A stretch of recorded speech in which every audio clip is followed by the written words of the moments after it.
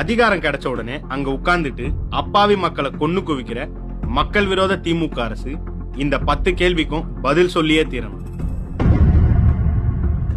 திருப்புவனம் நகை திருட்டு வழக்க விசாரிக்க மானாமதுரையிலிருந்து சிறப்பு விசாரணை குழு வந்தது எதுக்காக? அஜித்குமார போலீசார் அடிச்சதை பார்த்ததா அவரோட தம்பியே வாக்குமூலம் கொடுத்திருக்காரு. அவரோட வாக்குமூலம் ஏன் எஃப்ஐஆர்ல இடம் பெறல? எளிய மனிதர்களோட வார்த்தைக்கு தமிழகத்துல மதிப்பு இல்லையா?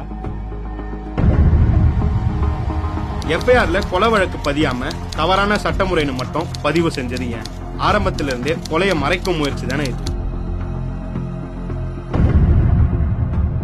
அஜித்குமார் வலிப்பு வந்து உயிரிழந்தார்னு போலியா புனையப்பட்ட எஃப்ஐஆருக்கு ஒப்புதல் தந்தது யாரு? அந்த நபர் மீது கொலை, உண்மையை மறைக்கும் சதித்திட்டம் போன்ற வழக்குகள் பதியப்படுமா? இது நீதித்துறையை களங்கப்படுத்தும் செயல் இல்லையா?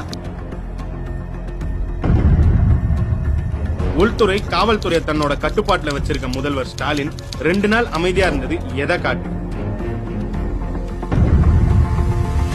திமுக ஆட்சி காலத்தில் நடந்த 24 லாக்அப் கொலையில எத்தனை போலீஸ்காரங்களுக்கு தண்டனை வழங்கப்பட்டது?